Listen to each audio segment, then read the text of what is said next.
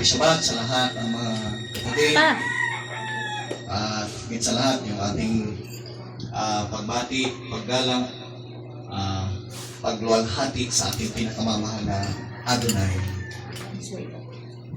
Tayo ay nagpapasalamat mga kapatid muli sa araw nito, araw ng Sabat, na tayo ay binigyan ng pagkakataon para patuloy nating pasalamatan, luwalhatiin, itaas ang banal na pangalan ng ating Adonai. Kaya maraming salamat sa ating mga Adonai.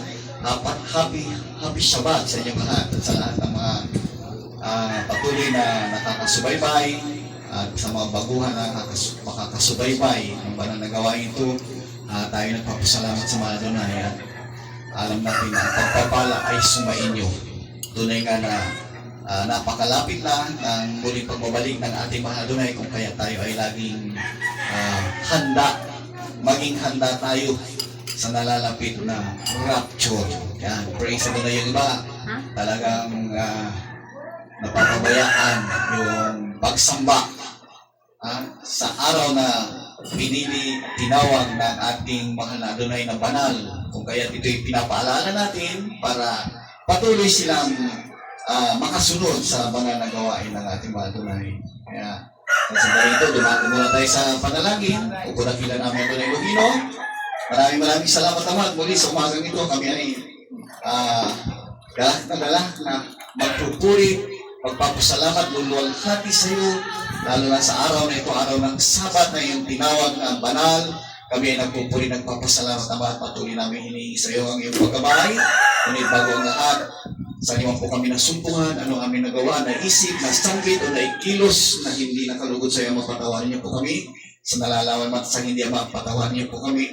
At kami din pinagpatawad na sa bawat ng kulang o nagkasala sa amin. Maging katwiran na Ama, sa iyong banal na harapan, na lahat ng mga bagay na ito, Ama. Muli, sinasamo namin, Ama, at pamunahan niyo po kami sa mga gawain ito. Pagpalain niyo po sa bawat aral na inyong pagkakaloob sa araw na ito ay aming maunawaan at aming may sa buhay. At gano'n din, gamitin niyo ang iyong likod, buksan ang aking bibig at nagyan ang mga salita at nagiba ng kapangyarihan na bawat makapakinig, matutong sumunod, magpasakop sa iyo, maging sa lahat ng dako sa pamamagitan ng social media, kanilang marinig ang iyong mensahe sa araw na ito. Pagpalayo po sila man magkaroon ng sapat at tibay ng loob na makasunod sa iyo. At pagpalain niyo po lahat, Ama, ang iyong mga anak in the name of the Yesu Masya. Ito yung aming hiningi. At alisin mo, Ama, ang gawa ng kawain, hindrance ka sa out, bind the power of darkness ka sa out in the name of the Yesu Masya. Lahat magsabi, Baruch Hashem Adonai. Baruch Hashem Adonai. Oh, hallelujah, praise Adonai.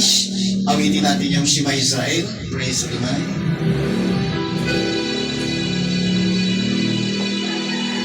Shema Yisrael Adonai Elohim Adonai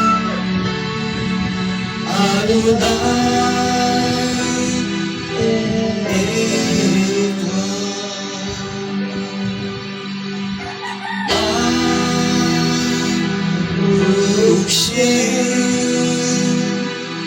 Kibon Malkut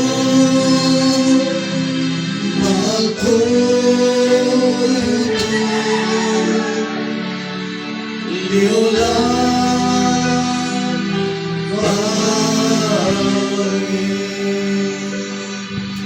Shema Israel Adonai Elohim Adonai Echad Baruch Shem Kibon Malkut Liolam Vaed.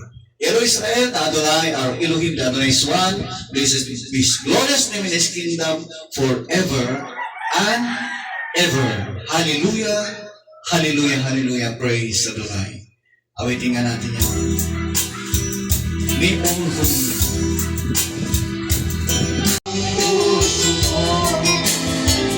Praise Adonai. Nasa kapurihan, kapasalamatan, tanging sa ating mga Adonai Jesus. Purihin ang kanya banal na pangalan at tayo dadako sa Bible study. Tunay na napaka-sarap magpuri sa mga Adonai at lalo na ang pag-aralan ng kanyang mga banal na salita. Kaya ating ihanda ang ating mga pakinig at doon sa may mga banal na kasulatan, basahin natin yung mga nasusulat sa Bible para tayo ay patuloy na kahabagan ng mga Adonai at maunawaan natin ang mga bagay-bagay na nasusulat. Diba? Praise Adonai? Hallelujah! Alam natin na ang ating mahal na Adonai is grabe ang pag-ibig niya sa atin. Kahit na tayo ay mga nanghihina, kumbaga yung iba dyan is para bang napapabayaan na talaga ang paglilingkod sa mahal na Adonai. Andyan pa rin ang pag-ibig ng mahal na Adonai na nais niya tayong iligtas. Alam niyo yung mga nangyayari na kalamidad ay ginagamit yan ng mahal na Adonai para tayo paalalahanan at hindi tayo mawala sa Kanya.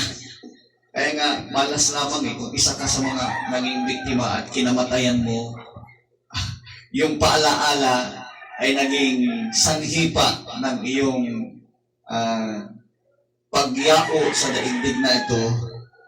Yun ang nakakalungkot sapagkat tunay nga na nais kang iligtas na mga Adonai, subalit dahil sa pinabayaan mo ang paglilingkod sa Kanya, napahamak ka. Yan ang kalagayan ng mga tao na hindi kumilala sa ating mahal na Adonai. Sila ay nakatutok lamang sa mga buhay o pamumuhay sa sanlibutan ito. Kaya napakahalaga mga kapatid yung ating pakikinig na mainam sa salita ng ating mahal na Adonai sapagkat tunay nga na sa pakikinig ng salita ng Elohim, dyan tayo magkakaroon ng pananampalataya. Di ba? Praise Adonai. Basahin nga natin yan sa Romans chapter 10. No? Kung ating tinitignan lagi ang ating banal na kasulatan, mga minamahal ko, is tayo ay magkakaroon ng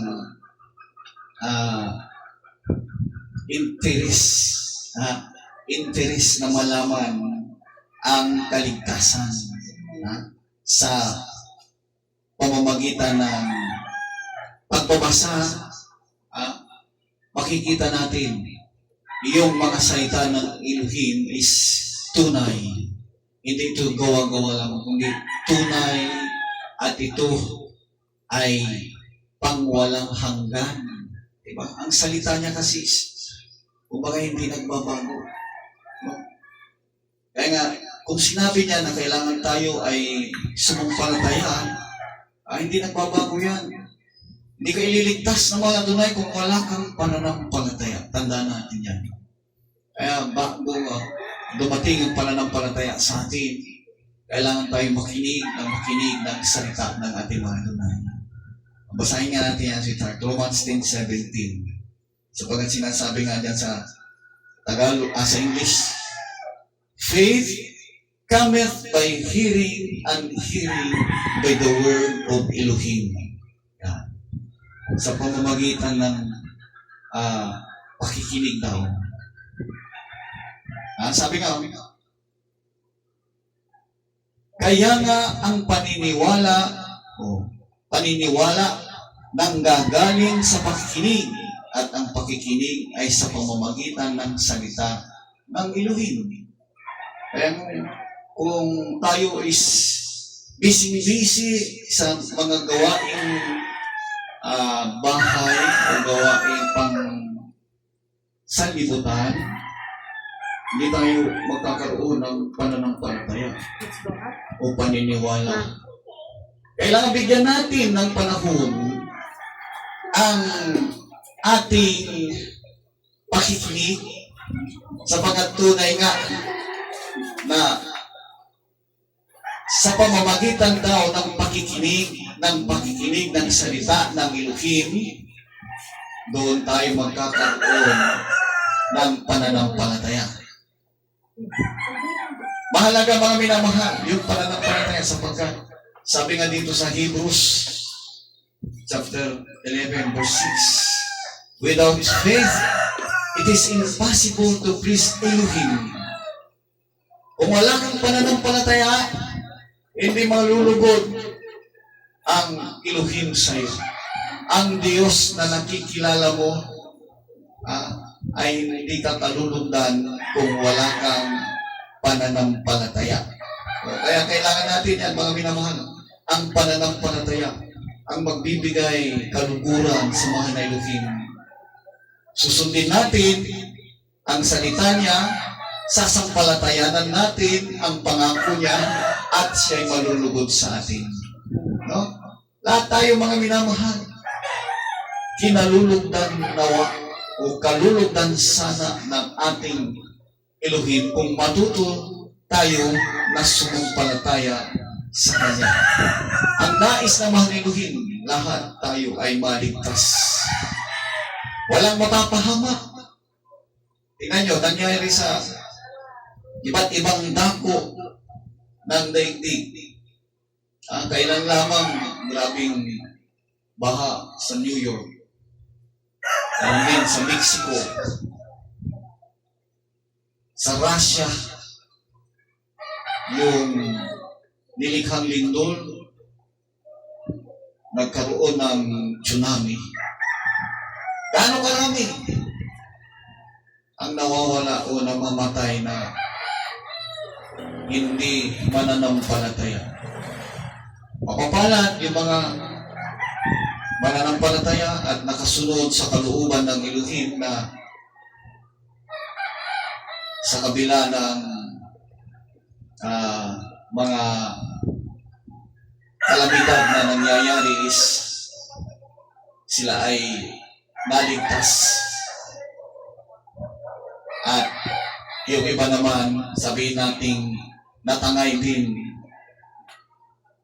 mayroon pa rin kaligtasan sa kanila sa kabilang buhay. Kaya nga kung tingnan natin yung mga buhay ng mga apostoles, kahit na sila ay dumanas ng grabing kahirapan, pagsubok, kamatayan, na sila hindi bumitaw sa pananampalataya, sila ligtas. Mayroon silang matatanggap buhay na walang hanggan. Ganon din ang asahan natin, mga minamahal ko. Kung tayo ay pinangakuan ng ating mahal na Elohim ng buhay na walang hanggan, sumampalataya tayo sa pagkatunay na napakalaga na ating sundin ang kanyang mga salita, ating sundin ang itinuro ng ating Adonai Yeshua kung paano ang kaligtasan na dapat nating paniwalaan, sundin ang mga palatuntunan, patakan. Ang lalo na kailangan nating alamin is yung kautusan ng ating mahal na Adonai, sapagkat sabi nga, ang lumalabag sa kautusan ay walang kaligtasan. Kahit na sabihin mong hindi mo alam ang kautusan na yan, kapag iyong nalabag, wala ka pa rin kaligtasan. Di ba? Praise the Lord. Yan ang sinasabi ng banal na kasulatan. Sabi nga, ignorance of the law excuses no one. Kailangan alamin natin kung ano ba ang batas na iyan o ano ba ang kautusan na dapat nating sundin. Kaya ngayon ay malalaman natin sa pamamagitan ng ating pakikinig, pagbabasa, pag-aaral, at lalo na ang pananalangin sa mahal na Elohim na siya mismo ang magdala sa atin ng aral ng katotohanan. Praise Adonai. Bakit sinabi kong aral ng katotohanan? Sapagkat ang diablo ay gumagawa din ng aral o doktrina na ito ay kabaligtaran ng aral ng ating Adonai Yeshua Mashiach. Diba? Praise Adonai. Kaya nga, kung paano isinulat ni Haring David sa mga awit, itong tayo ay umaasa sa pag gabay ng ating mahal na Elohim, ganun din niya isinulat ito. At tayo rin ay dapat sumampalataya sa mga sinulat na ito. Salmo 43, talatang 3 hanggang 4. Maliwanag ang sinasabi dito. Oh, send out thy light and thy truth. Let them lead me. Let them bring me unto thy holy hill, unto thy tabernacle. Oh, then will I go unto the altar of Elohim, unto Elohim my exceeding joy. Yea, upon the heart will I praise thee, O Elohim, my Elohim. Tagalog na si Pat. Psalms 43 verse 3 and 4. O sungguhin mo ang iyong liwanag at ang iyong katotohanan. Yes. Pagnawayan naman nila ako. Dalhin naman nila ako sa iyong banal na bundok at sa iyong mga tabernakulo. Hallelujah. Kung magkagayoy, paparoon ako sa dambana ng Elohim. Sa Elohim na aking malabis na kagalakan. At sa Alpa ay pupuri ako sa iyo, O Elohim, aking Elohim. Praise Adonai. Yan ang panalangin at nais din natin na tayo ay gabayan ng ating mga Adonai sa pamamagitan ng kanyang aral, sa mga nababasa natin, sa mga kapahayagan niya sa atin. Ito'y maliwanag. Ito yung liwanag ng katotohanan na sinasabi nga papatnubay sa atin. Di ba? Praise the Lord. Hindi, mga minamahal ko sa ito ay gawa-gawang kwento, kundi ito ay sinulat ng propeta na kailangan maging damdamin ng isang mananampalataya. Panalangin niya sa mahal na Elohim. Sabi nga, suguin mo ang iyong liwanag at ang iyong katotohanan. Patnubayan ako. Dalhin nawa nila ako sa iyong banal na bundok. Praise the Lord. At sa iyong mga tabernakulo. Kung ganyan ang ating panalangin sa ating mga Adonai, hindi nga tayo mababayaan na maligaw. Gaya ni Haring David. Pinag-ingatan siya. Ginabayan siya. Napakarami ang naging kaaway ni Haring David, subalit hindi siya pinabaya ng ating mga Adonai. Ganon din sa isang mananampalataya, tayo na mga sumusunod sa ating mahal na Adonai, masasabi nga, marami kang kaaway na ito'y spiritual, mga minamahal ko. Sapagkat tumingin ka sa iyong kaliwa, tumingin ka sa iyong kanan, nariyan ang mga tukso. Pang-spiritual, inahatak ka sa mga gawang hindi kaaya-aya sa ating mga Adonai, lalo na sa panahon ngayon. Advanced technology na. Ultimo mga bata, nakahawak na ng gadgets, mga cellphones, laptop, tablet. Lahat ng mga yan, mga minamahal, ginagamit ng kaaway din yan para tayo ay libangin, ilayo ang ating puso at damdamin sa ating mahal na Elohim. Yan ay kaaway na kung wala kang liwanag, wala kang gabay ng ating Adonai, eh matutukso ka na lamang diyan. Uubusin mo ang iyong panahon diyan. Kaya nga maraming tao ngayon, nasa halip, kung sila ay nagkakatipon, nagkakakumustahan, nagiging masaya, nagsisharean sila ng word of Elohim, kanya-kanyang hawak ng cellphone. At doon na lamang sila nakatutok. Nawawala, mga minamahal ko, yung pinakamahalaga na dapat nagkakaroon sila ng pagbibigayan, pagmiminsahe, pag-share ng mga bagay na kinalulugdan ng Elohim. Di ba? Praise Adonai. Kaya nga, andyan ang spiritual na kaaway, gumagawa ng mga bagay na ikatipisod o ikadarapa ng isang pananampalataya. Yung iba nga, hindi na makapagbasa ng Biblia. Bakit? Sa cellphone na lang o sa mga gadget sila tumitingin ng mga bagay-bagay na hindi ito salita ng Elohim. Hindi ito para sa kanilang spiritual, kundi para lamang ito sa pang-pisikal. Alam niyo, tunay nga na sinasabi nga, ang kaaway ay parang leon umaangal, naghahanap ng masisila. Kaya nga sa mga bagay-bagay na ikasisiya ng tao, yan ang kanyang ginagawa para lamang ilayo ang tao sa pakikinig ng salita ng Elohim.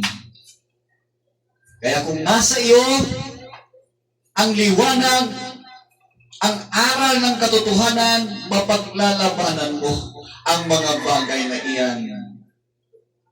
Kaya nga sabi nga, patnubayan nawa ako, dalhin nawa nila ako sa iyong mga banal na bundok, sa iyong mga tabernakulo. At kung magkagayoy, paparoon ako sa tambanan ng Elohim, sa Elohim na aking malapis na kagalakan. O yun pala dapat ituring natin, isa-isip, isa-puso natin, na yung paglilingkod sa mahal ni Elohim is yun ng malabis na kagalakan. Higit pa sa lahat, higit pa sa mga bisyo, higit pa sa mga kagalakan o mga kasiyahang pangsanglibutan. Dahil yung iba, nakakalimutan ang sarili nandun sa mga diskuhan, nandun sa mga inuman, nandun sa mga pagsisyon, o ano-ano pang sisyon yan ang ginagawa. Alam niyo, hindi ka aya-aya sa mahal na Elohim, yung tayo ay maligaw ng landas, yung tayo ay madaya ni Satanas. Ang nais ng mahal na Elohim, tayo ay matutong lumapit sa Kanya. Bigyan siya ng panahon. Lagi natin isa-isip na mayroong isang araw para sa Elohim. Di ba sabi nga doon sa Exodus chapter 20? Remember the Sabbath day to keep it holy. Banal daw. 6 days shalt thou labor and do all thy works. 6 na araw, nagagawa ka daw. But the 7th day is the Sabbath of the Adonai thy Elohim. O kaya nga, yung isang araw para sa Kanya. 6 na araw, ipagtatrabaho mo. Subalit yung isang araw, ito'y para sa Kanya. Lubhang ang tao, sobrang sikap, sobrang sipag, nakalimutan ang para sa mahal na Elohim. Inangkin pati yung pang-pitong araw na para sa Elohim. Di ba? Anong tawag sa ganong klase ng tao kapag hindi mo binibigyan ng panahon ang ating mahal na Elohim? Siya nga ang lumikha sa iyo. Siya nga nagbigay sa iyo ng kalakasan, karunungan, kagalingan, o lahat na mabubuti, ibinibigay sa iyo ng mahal na Adonai. Subalit yung isang araw na para sa Kanya, hindi mo maibigay. Anong tawag sa iyo? Kaya nga dito, ating ipinapahayag para malaman ng mga tao na mayroon pala silang pananagutan. Kung hindi nila ibigay yung para sa mahal na Elohim, mayroong araw na ikaw ay hahatulan ng Elohim. Kaya dito sinasabi nga, maliwanag, sabi nga ng ating mahal na Adonai, Psalms chapter 32 verse 8, I will instruct thee and teach thee in the way which thou shalt go. I will guide thee with mine eyes. Kaya nga, ipaalam daw sa atin ito. Mabasa na siya. Aking ipaalam sa iyo at ituturo sa iyo ang daan na iyong lalakaran. Yan. Papayuhan kita na ang aking mga mata ay nakatitig sa iyo. Ayan. Yan ay salita ng mahal na Elohim. Isinulat ni Haring David na tayo daw ay makakaalam sapagkat ipaalam niya ang mga bagay na dapat nating sundin. Kung dati tayo ay walang halaga yung araw na iyan, ipaalam niya na ito'y mahalaga pala. Para sa kanya ito, araw ng Sabat, ikapito. Sa 7 araw, sabi nga, mayroong isang araw na binanal, ang ikapito. Ngayon, binago ni Emperor Constantine yan, 321 AD, na kababayan ko. Kahit tingnan natin sa history, Emperor Constantine, nag-impose ng batas. Sinabi niya, sa unang araw ng sanglinggo, unang araw, magkakaroon ng pagsamba, pagpapahinga, lahat ng mga establishmento, lahat ng negosyo sarado. Batas na inimpos ni Emperor Constantine. Ano ang nangyayari? Mga Israelita naman, lahat ba sumunod? Hindi po. Nanatili sila sa ikapitong araw. Kaya nga naging dalawa ang araw na kung saan yung ikapitong araw patuloy na sumasamba ang mga Hudyo. Doon sa unang araw, ang mga Romano na sumunod kay Emperor Constantine at lahat pa ng mga sinakop ng mga Romano itinuro. Kaya nga nagkaroon ng Sunday worship. At yan ay nadala sa Pilipinas. Kaya tayo, mga minamahal ko, matagal na napasunod ni Emperor Constantine. Sa halip ang Elohim ang sinunod, tao ang nasunod. Kaya nga dito, mga minamahal ko, kailangan natin malaman ang katotohanan. Dadaling ka ng ating mahal na Adonai, tuturuan ka, sabi nga, aking ipaalam sa iyo at ituturo sa iyo ang daan na iyong lalakaran. O sino bang susundin mo? Ang Elohim o si Emperor Constantine? Kapag ipaglalaban mo, i-justify mo ang Sunday, which is, napabilang yan doon sa Elohim. 6 days shalt thou labor and do all thy works. But the 7th day is the Sabbath of the Adonai thy Elohim. In it thou shalt not do any work. Sabi niya. Alam mo yan? Hindi ka magninegosyo, magtatrabaho ng pagkakitaan mo sa araw na yan sapagkat araw ng pagsamba, araw ng pahinga, araw ng pag-aaral ng salita ng Elohim. Dapat sundin natin siya, hindi si Emperor Constantine. Nakakalungkot mga binamahal ko. Marami, pinaglalaban nila yung Sunday. Kaya tayo ay nanalangin sa mga Elohim. Mabuksan ang kanilang kaunawaan upang dumating ang paghatol ng Elohim, hindi tayo hahatulan ng kapahamakan. Dalawa lang ang hatol, mga minamahal. Kaligtasan sa piling ng ating Adonai at kapahamakan kasama ni Satanas sa apoy na naglalagablaw. di ba? 21 verse 8 ng Revelation. Andun, ang sinasabing dagat-dagatang apoy na ayaw mong patutunguhan, subalit kung ayaw mong sundin ang ating mahal na Adonai, wala ka magagawa. Doon ka palang paroroon. Nakakaawa, mga minamahal. Kaya nga susundin natin, sabi nga natin mahal na Adonai, aking ipaalam sa iyo at ituturo sa iyo ang daan na iyong lalakaran, papayuhan kita na ang aking mga mata ay nakatitig sa iyo. Kaya ito payo ng ating mahal na Adonai. Yung hindi labagin yung kanyang utos. Sundin mo siya. Tunay nga na ang pangako niya ay ipagkakaloob sa iyo kung iyong susundin siya. Sabi nga sa Isaias,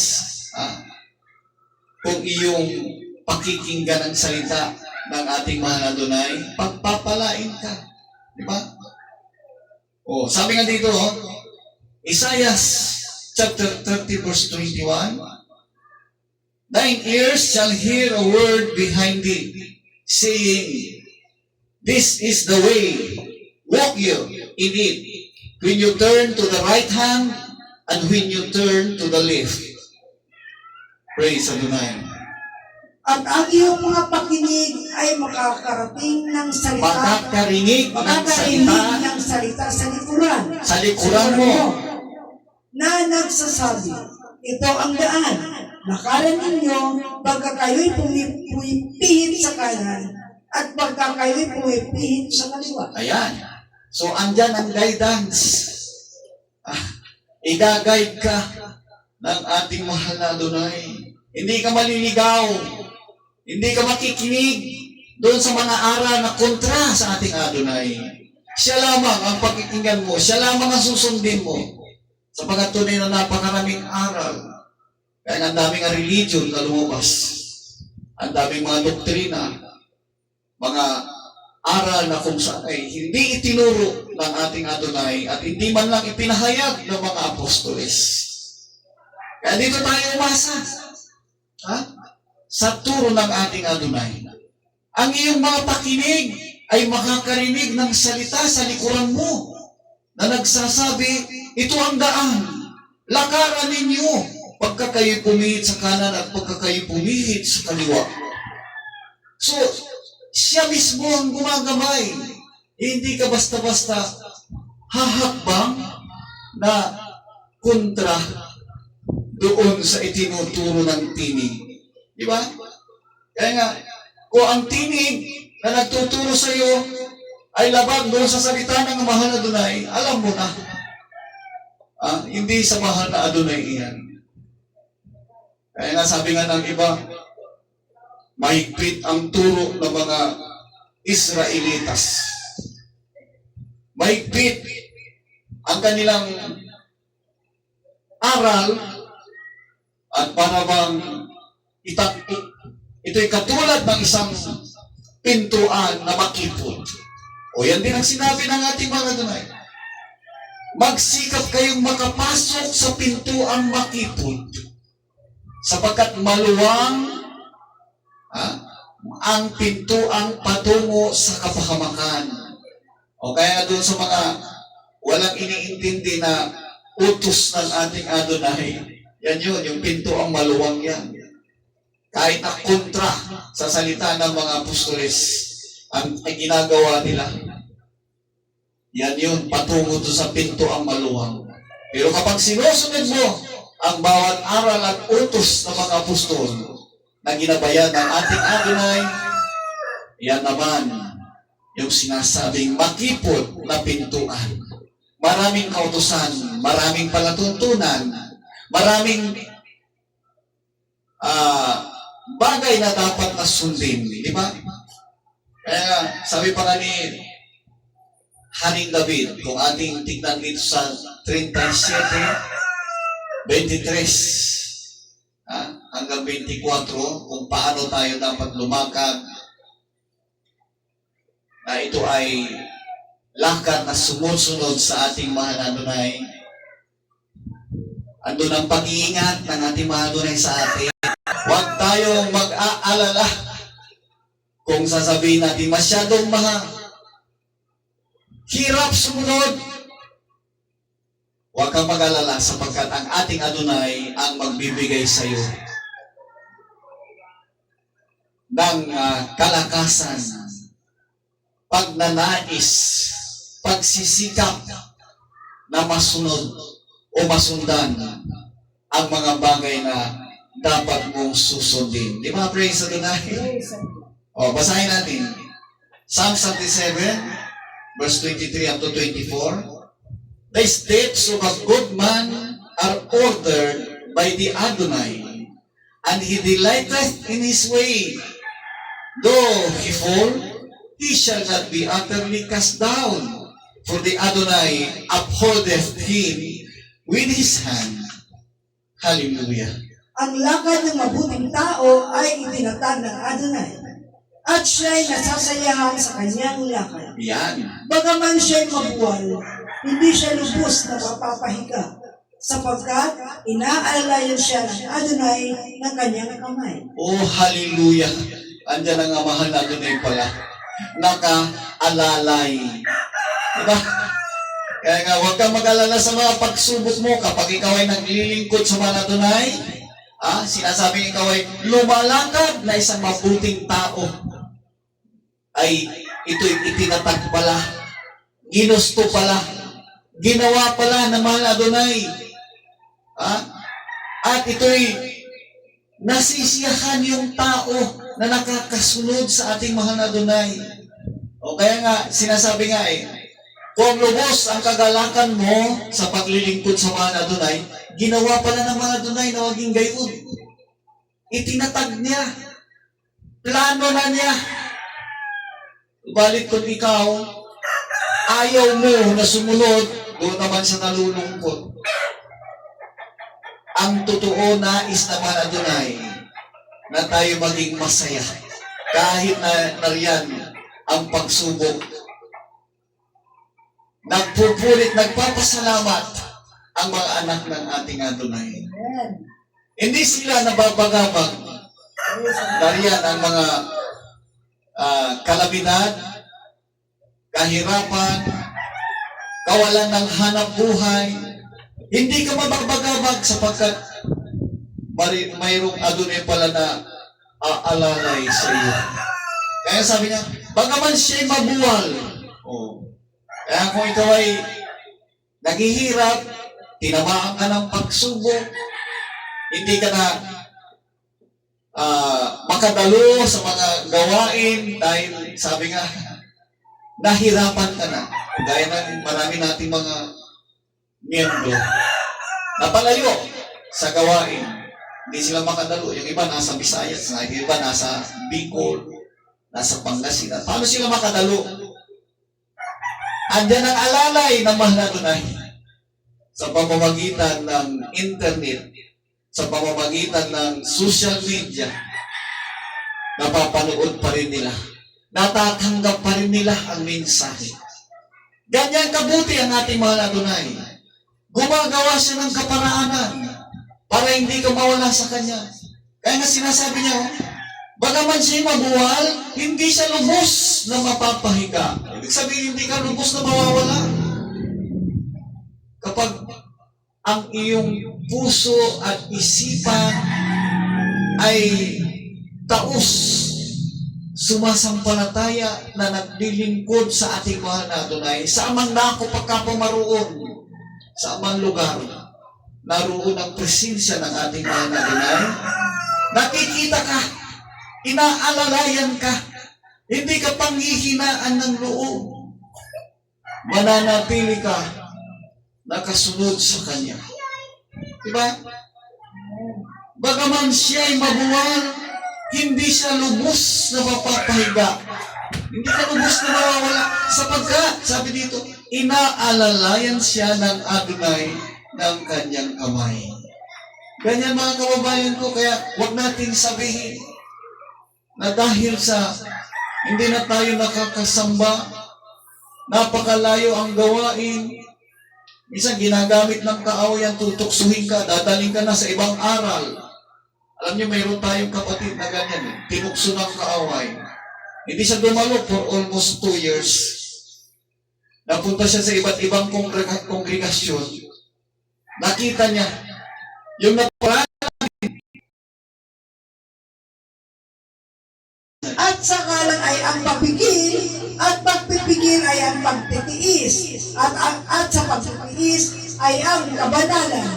Praise Adonai. So, dapat nakaprogram na sa isip natin yan, mga kababayan. Mga kapatid, kung paano tayo ay pinangakuan ng mahalagang bagay, panghawakan natin yan. Matututo tayo sabi nga buong sikap na pananampalataya. Pananampalatayang may kagalingan. Pananampalatayang may kaalaman. Pananampalataya na sa kaalaman ay mayroong pagpipigil. Kaya nga matuto tayo magpigil, mga minamang. Minsan galit na galit ka na, nagpipigil ka. Bakit ibinibigay mo sa mga tunay? Siya ang gaganti, sabi nga eh. Magpipigil ka, magtitiis ka, at sa pagtitiis, naroon ang kabanalan. Di ba? Anong mangyayari, mga minamahal? Kapag hindi ka marunong magpigil, di ba, makikipag-away ka. Kaya nga magpigil ka, magtiis ka, at magpakabanal ka.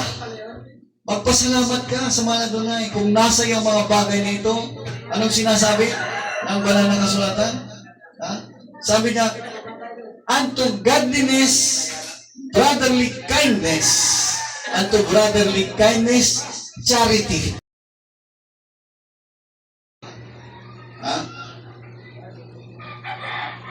He that lacketh these things is blind, and cannot see afar off, and hath forgotten that he has purged from his old sins. Praise Adonai. Basa. At sa kabanalan ay ang mabuting kalooban sa kapatid. At sa mabuting kalooban sa kapatid ay ang pag-ibig. Sapagkat kung nasa inyo ang mga bagay na ito ay sumasagana ay hindi kayo pababayaan maging mga tamad O mga walang bunga sa pagkakilala sa ating na Yeshua HaMashiach, sapagkat yaong wala ng mga bagay na ito ay bulag na ang nakikita lamang ay ang mga sa malapit sa pagkalimot ng paglilinis ng kanyang dating mga kasalanan. Kaya nga, kakalungkot na at mga pinabang. Kapag hindi ka nakikinig, hindi mo sinusunod ang mga bagay na ito, isa ka daw kulang. Hindi mo alam ang iyong patutunguhan. Mayroong kapahamakan pala. Sa nagniningas na apoy, ang ganti sa kanila, sabi nga dyan.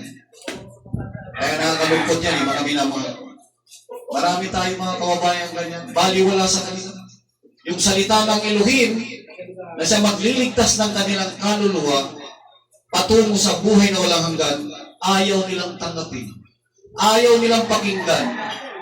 Ayaw nilang bigyan ng panahon. Sapagkat kagalakan o kasiyahan ng sanglibutan ang kanilang binibigyan ng panahon. Isinasara ng Satanas ang kanilang mga tainga para hindi marinig ang mga bagay na ito. Napakarami niyan, mga minamahal ko. Kalungkot.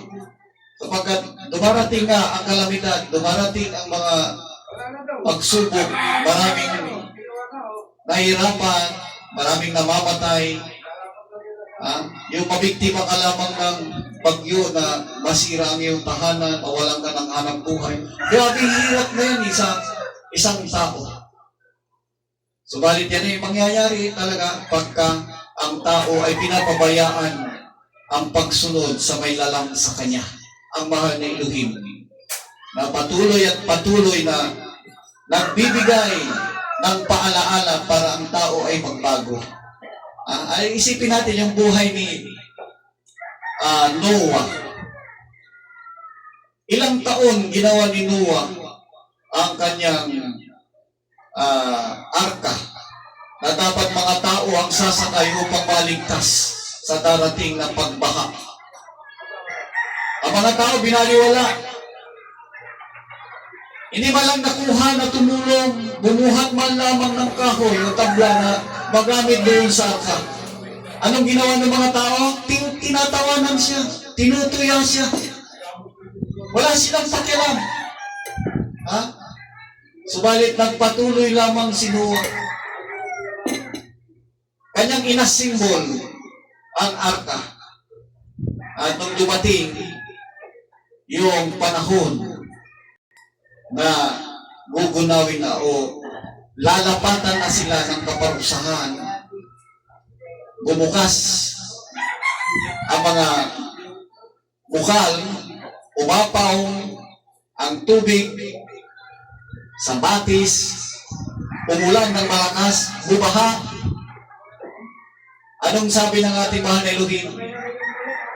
Sa halip na tao ang isakay doon sa arka, 8 kaluluwa na lamang.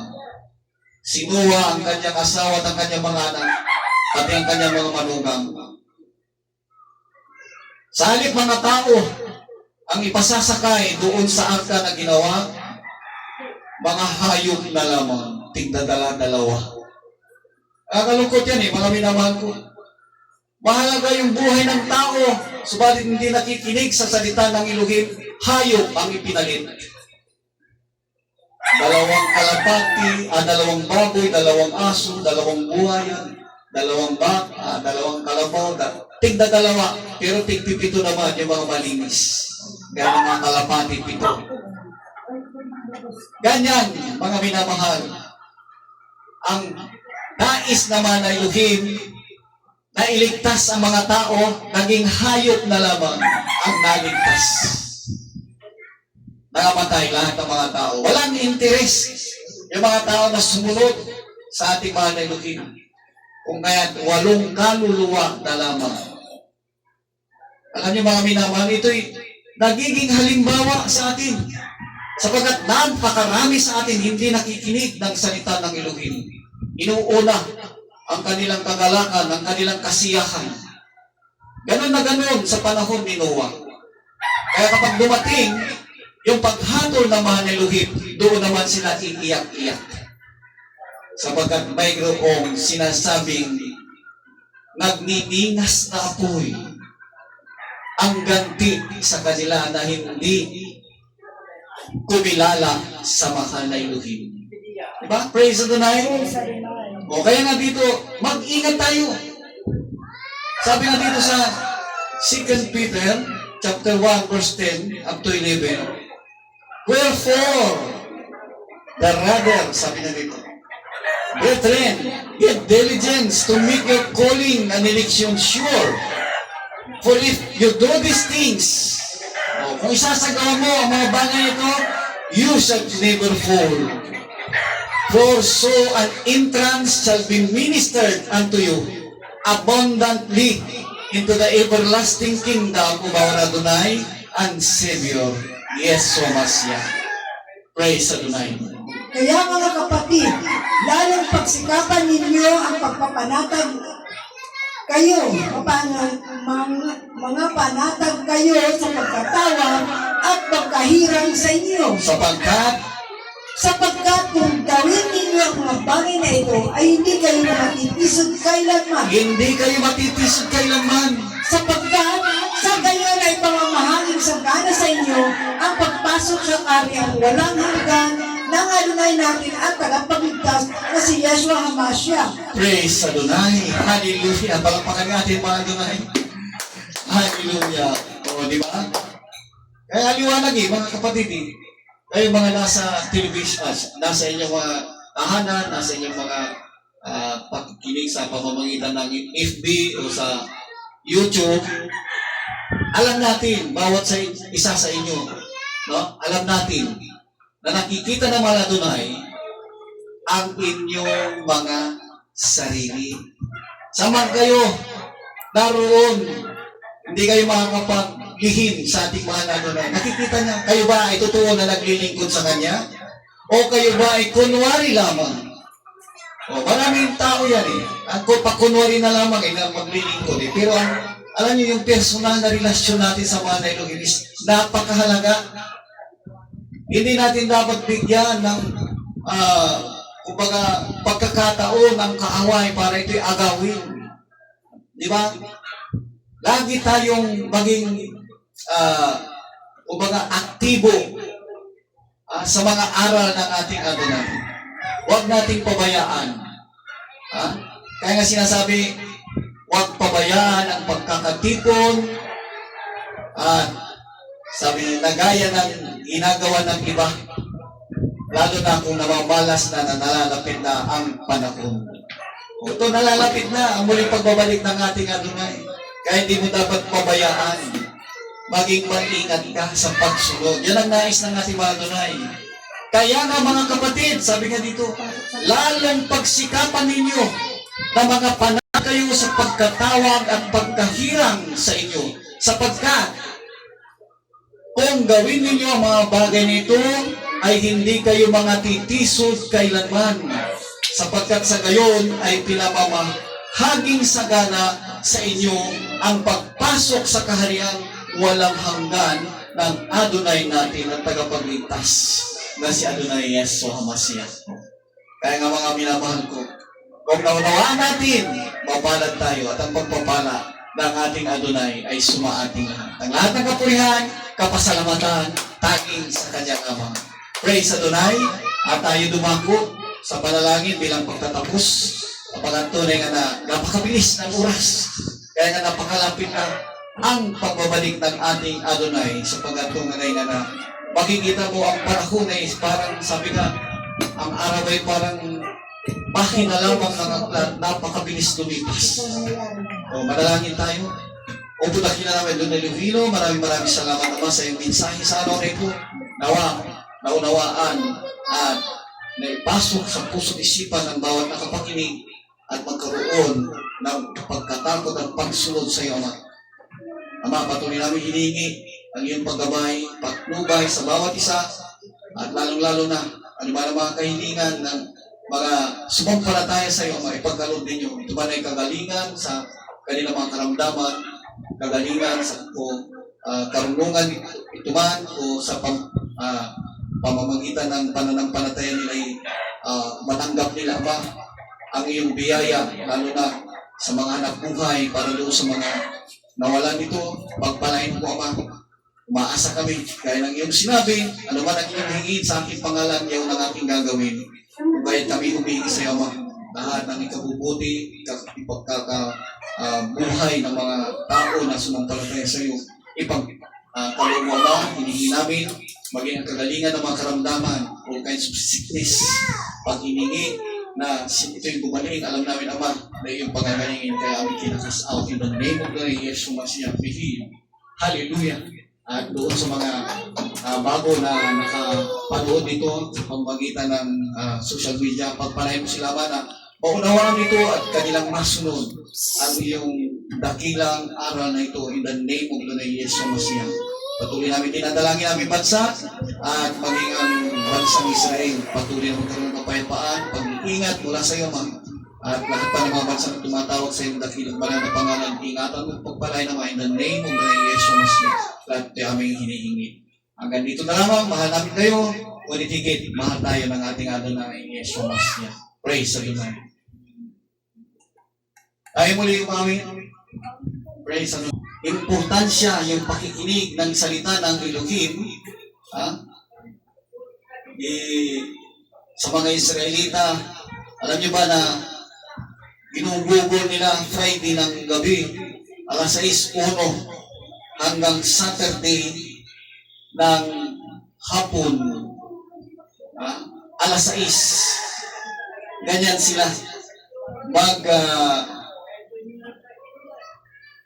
ukol ng panahon para sa ating Adonai. No? Pero sa ating mga hintil, tayo na mga nakikinig at sumasampalataya sa mga ginawa ng mga apostol na pangangaral, ay hindi umaabot ng ganong katagal, kung hindi ilang oras lamang. At ito'y kailangan lang is nasa ating puso yung sinasabing pagsunod, pananampalataya, at lalo na yung pagkatakot sa ating Adonai. O nasa Parasya 44 na tayo, no? Deuteronomy 1 verse 1 up to 3 verse 22. Yan ang ating parasya sa araw na ito. Alam nyo, yung mga kasaysayang ito, sinasabi nga, it is a farewell address. Ayon doon sa isinulat ng mga Misayani, no? Sabi dito, the concluding book of the Torah of Moses is called Devarim. Ito yung Deuteronomy, ano? From the phrase Eli Hadivarim. These are the words found in its opening or in our English Bibles, Sefer Devarim, known as the Book of Deuteronomy, from a Greek word meaning sikon or repeated law, a term used to translate the phrase Mishneh Torah, a copy of the Torah. Generally speaking, this book represents Moses' farewell address to Israel, where he reviewed and summarizes the history and the laws given to the people and repeatedly warns that obedience will bring blessing, while disobedience will bring disaster. The series of personal discourses or sermons in the book all have the tone of rebuke and admonition, and indeed some sages say it resembles a sort of deathbed blessing, not unlike Jacob's blessing given to his sons. O sino nga ba yung pinagpala ni Jacob na kanyang anak sa kanyang mga anak, sa kanyang bago siya mamatay? Diba si Manasseh at saka si Ephraim, yung idinagdag niya doon sa 12 tribo na binasbasan niya, no? Praise Adonai. Our Torah portions for this week, the very first of the book of Deuteronomy begins with Moses recounting the journey of Mount Sinai to the edge of the promised land. He mentioned the difficulty of personally governing the people and recalled how he set up a system of judges to help him administer justice among the various tribes. And Moses then reminded the people of the sin of the spies and the rebellion of the people at Kadesh Barnea, which led to Elohim's decree that no one of the generation would live to enter the land of Canaan except for Caleb and Joshua. Moses then provided an outline of the 38 years exile of the Israelites back toward the Sea of Reed, bridge into the desert region, and then back again until the subsequent generation was ready to enter the promised land. So yan ang history na mababasa natin dito sa ika-4 na parasya.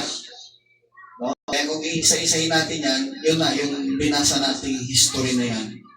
Kaya kung kayo ay mayroong maluwag sa inyong puso ang pagbabasa, ay gawin natin sapagkat tunay nga na ito ay marapat na balik-balikan sapagkat ito'y kasama sa pananauli sa dati. Yung pag-aralan ang 5 books of Moises at lalo na maging yung mga sinulat ng mga propeta hanggang sa mga nasulat sa bagong tipan. O kaya napakahalaga mga kapatid, yung ating pag-aaral every Saturday, ating makikita pati yung kung paano pinagkakaloob sa mga anak ng Elohim ang kanyang babala sa pamamagitan ng Bible study, ang kanyang blessing, at lalo na ang pangako niya. Sino ba yung mga tatanggap ng pangako niyang buhay na walang hanggan?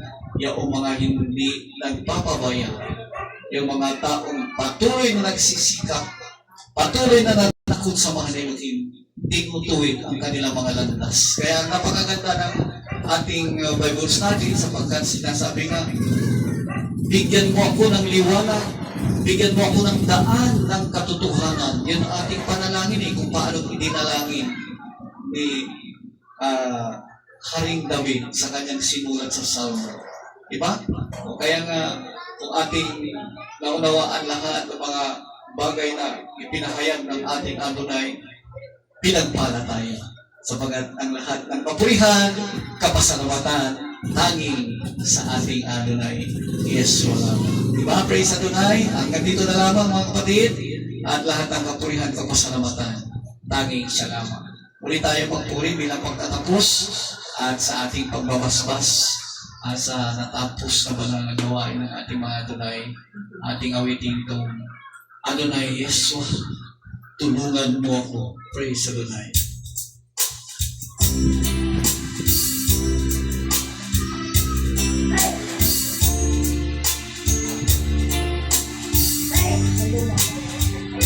Page 15. Hanggang sa kanya lamang. Praise Adonai. Walang hanggang pasasalamat ating ialay sa ating mga Adonai. Hallelujah, hallelujah. Ang pasasalamat natin sa ating mga Adonai ay walang hanggan. Kaya lahat ng mga kasama natin nagpasalamat sa mga Adonai. Tanggapin natin ang kanyang blessing, ang kanyang paspas sa araw na ito. Di balik ka, Adonai Bes Merika, yan Adonai panabili ka Bikunika, yes Adonai panabili ka Bes Merika Shalom. The Adonai bless you and keep you. The Adonai makes face shine upon you and be gracious to you. The Adonai lift up His countenance upon you and give you peace. Humayo tayo may kapayapaan at maging ilaw sa liputan ito in the name of Adonai Yesu Mashiach. Praise Adonai. Pangpakan natin mga Adonai. Ang lahat ng napurihan, salamatan, taging sa Kanya lamang. Mahal namin kayo, walit higit mahal tayo ng ating Adonai. Praise Adonai. Hanggang sa muli mga kapatid. At tayo nagpapasalamat sa ating mga Adonai.